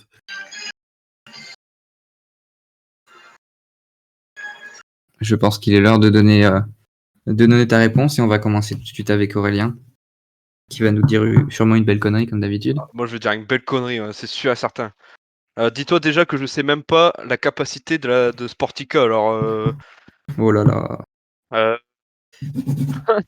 on va dire... Je suis sûr que c'est une grosse merde. De Deep Elite, on est d'accord. Tu comptes Deep pas, Elite, tu comptes Oui, pas je compte Leaders pas. Cup, tout ça. Je compte pas le NBA Paris Games par exemple. Ça je compte pas. Écoute, comme je suis une grosse merde, tu vois, je vais te dire un chiffre. On va dire... 12 000 spectateurs. 12 000, bah je note. Hein. Ça veut Ensuite, dire que c'est une grosse merde. Ah non, mais... Flavien, Ah, putain. Vas-y, 13 000. 13 000. 13 000. Ouais. Colin va nous taper un petit 14 000. Non, j'aurais dit 10 700 vers là. C'est Bon. précis en plus. Précision, Ouais. s'il gagne là-dessus en plus. Donc, pour vous donner déjà le contexte, c'était un match à la U Arena, donc c'est normalement le stade du Racing Métro. Oh, ça sent bon, ça. Pardon. C'était un match entre Nanterre et Lasvel, avec une victoire de 1 point de Nanterre. Bref, c'était 300 000 € de budget, 9 mois de préparation pour les équipes de Nanterre, donc c'était un gros projet. 19 points, 4 rebonds pour Hugo Ivernizzi qui avait terminé MVP de la rencontre. Et on était à 15 220 spectateurs. Si. Vous l'aurez donc compris, c'est Flavien qui prend un nouveau point une fois de plus. J'étais pas sûr, en fait, qu'il avait gagné. Maintenant, 5e question, on va parler argent, on va parler moula, avec Eddie Le Slaughter. PCM. Est-ce que PCM, vous on connaissez est, en fait. Est-ce que vous connaissez un certain Eddie Slaughter Yes. qui a donc évolué en 2018-2019 à Lasvel. Et vous allez devoir me donner en dollars, son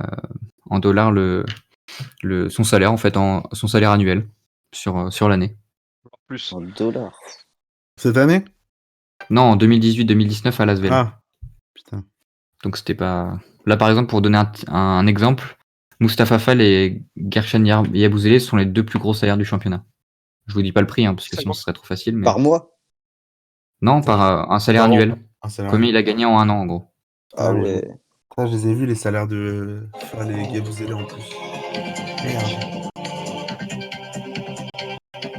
On va se faire strike sur YouTube là avec tes conneries.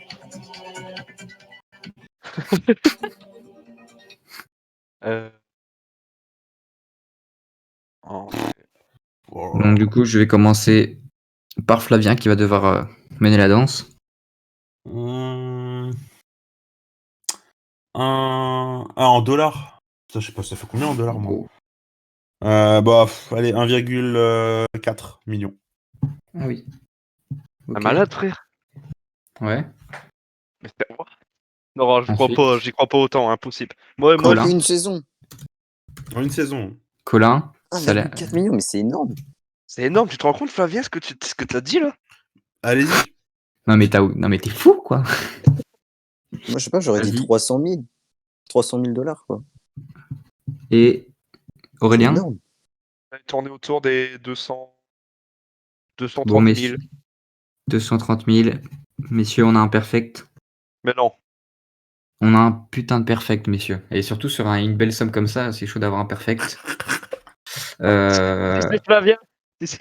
Il est allé voir sur internet, c'est pas possible. Donc bravo. Une fois de plus, tu as trouvé une belle réponse. Bravo Colin. C'est moi. Oui, c'est non. Colin. Ah ouais, bah, je sais pas. 300 000 $. Un petit perfect pour Je sais Colin pas, qui j'avais revient en à la tête des course. j'avais en tête des grosses sommes, je sais pas. Et ouais, du coup, 1,4 T'es parti loin là. 1,4 million. Ouais, bon, écoutez, Oh, c'est ça, énorme. ça prouve que je triche pas. Hein. donc gagner, c'est pas en gros, c'est l'un des plus gros salaires de cette saison-là, 2018-2019. En termes d'argent, c'est lui qui a gagné le plus avec 300 000 €, enfin 300 000 $ en un an.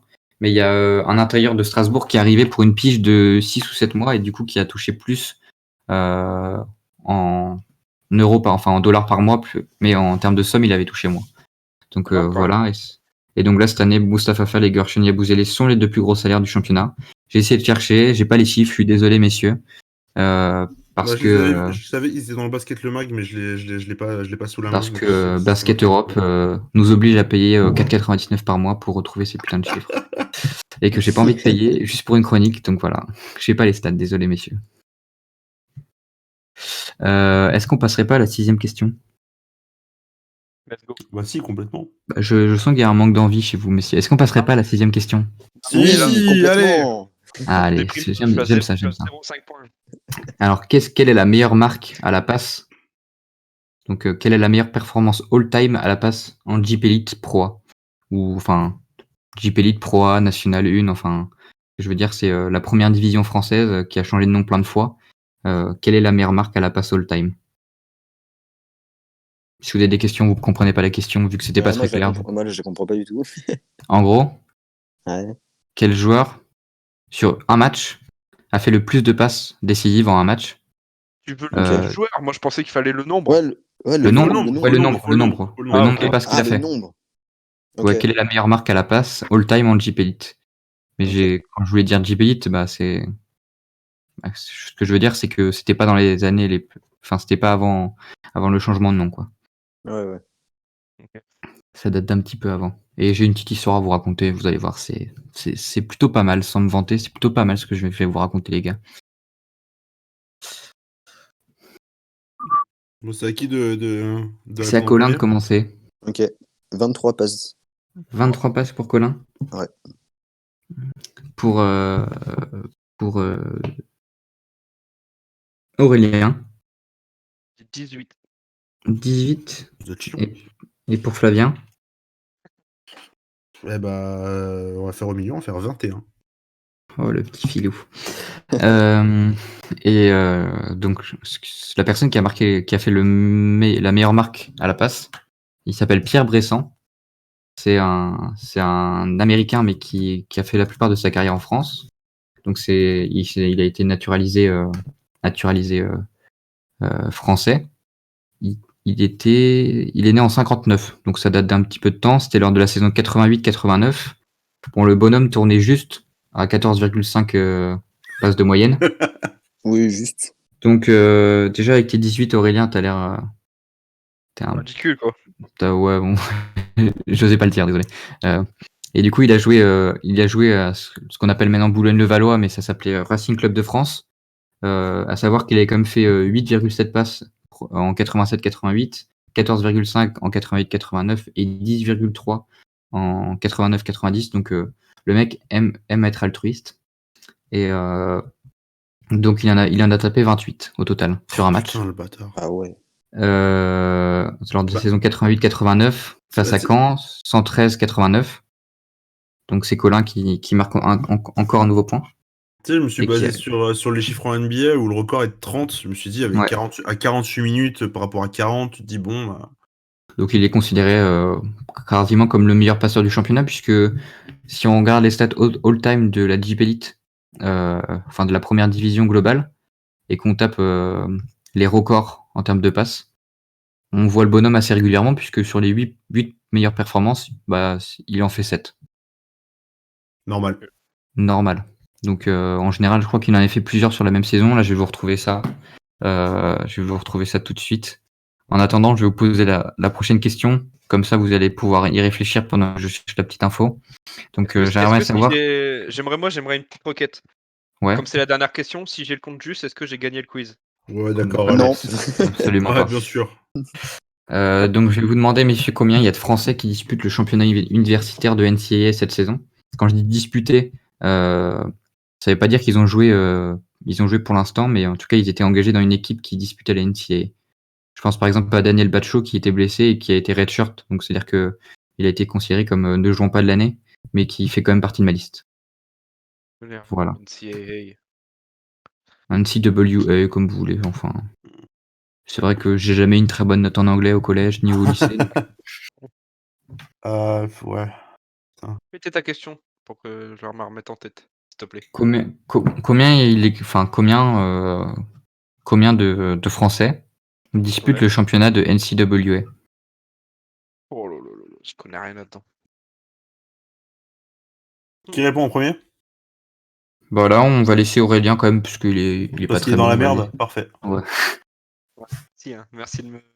M'en fous, Dis- si j'ai le compte juste, je gagne ce quiz. Ouais, bien sûr.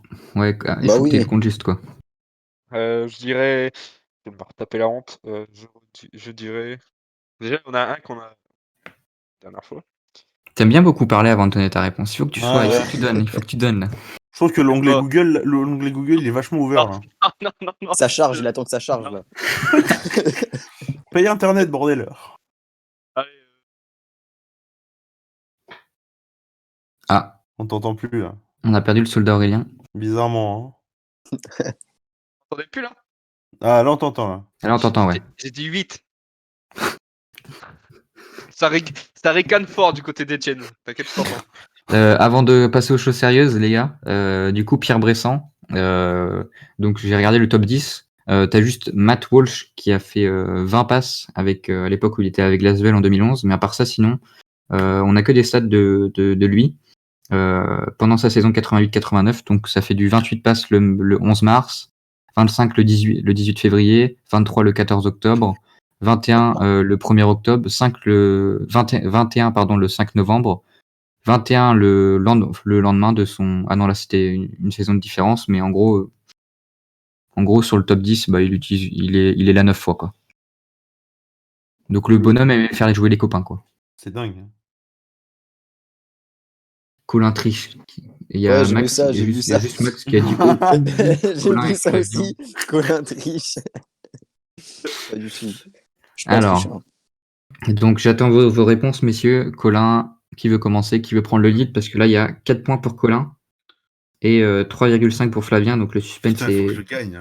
il est immense. Ouais, moi, je sais pas du tout. Ah non, j'ai même pas compté, je crois que j'ai même pas compté le... Ah si, je sais plus. Si, t'as compté, si. Je sais plus si j'ai compté le point double. pour Flavien. Moi, j'ai eu un double aussi à un moment. Ouais, t'as eu un double, ouais. Ouais, t'as eu un double.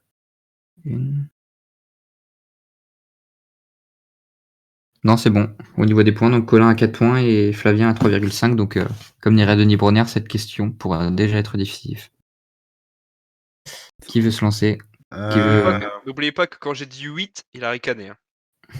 Moi, je vais dire... putain, Putain, je sais pas du 15. tout. Moi, je vais dire 15. 15.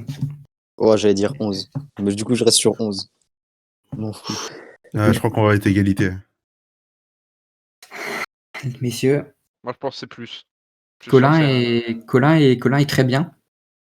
Oh. Sauf qu'il suffit juste de doubler son chiffre par 2 pour avoir la bonne réponse. Ah. Yes. C'est-à-dire que la réponse c'est 22. 22 joueurs. Donc, 22. merci t'as les Aurélien noms pour ta contribution. T'as les noms Je peux... Non, les non, noms Ouais, les Tous noms les des... Alors, pas tous, mais... Si, je vais vous les retrouver. Donc déjà, on a Daniel Batcho, donc comme je vous ai dit, qui a été redshirt. Donc c'est en gros pour expliquer aux personnes qui connaissent pas. Qui est blessé. C'est qu'il est blessé, du coup, bah en gros, l'équipe décide de pas le faire jouer de la saison et du coup, il peut être requalifié comme un première année l'année prochaine, même si il y sera en deuxième année. Enfin, ça fera 2 ans qu'il sera à la fac. Donc on a Joël Ayayi, Daniel Batcho, Josaphat Bilo, Luigi Desbottes. Après, c'est des mecs qui jouent dans des petites facs, genre lui joue à East Carolina.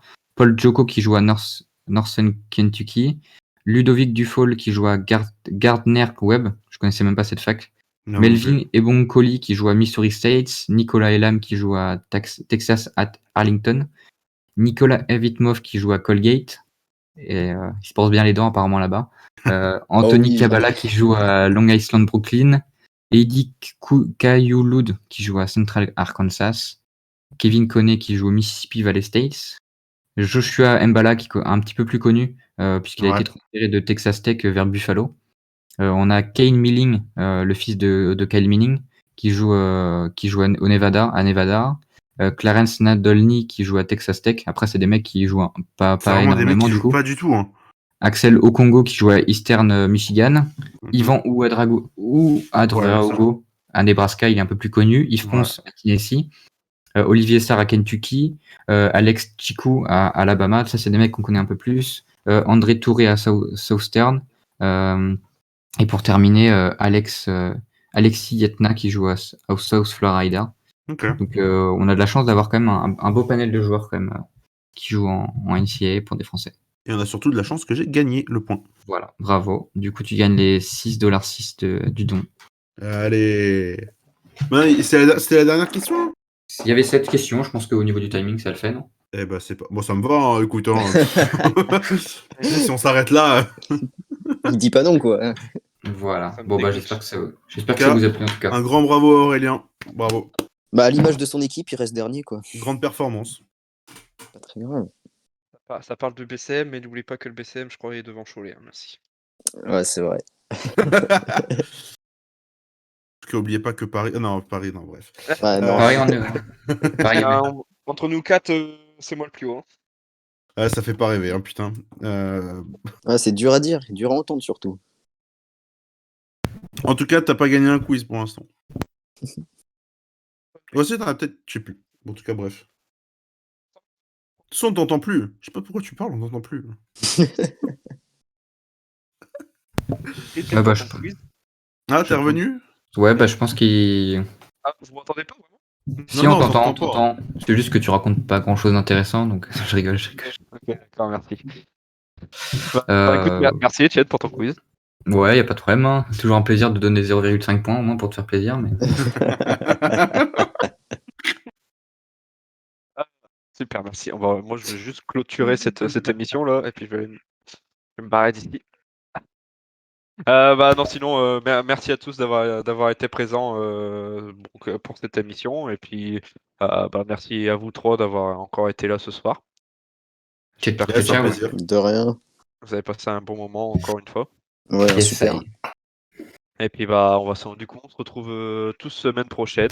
Et puis on se revoit sur les réseaux avec on a déjà notre petit invité pour la semaine prochaine. Vous verrez ça sur les réseaux, donc n'hésitez pas à aller voir ça sur Instagram et Twitter, à vous abonner pour savoir le Merci prochain invité. Merci à 91 aussi qui nous dit bonne soirée. Merci pour le don. Merci. On va pouvoir se faire un bon goûter avec des granolas, mon grand. Merci à vous. 99 pour ton don encore, ça fait vachement plaisir. Le premier, j'espère pas le dernier de cette chaîne. Donc voilà, merci à tous et puis il nous dit bonne app en plus. Hein. Bonne app, oui. bah merci. Bonne app, lui aussi. Merci. Donc merci à tous et puis bah on se retrouve semaine prochaine. Salut l'équipe. Ciao. Bisous. Salut.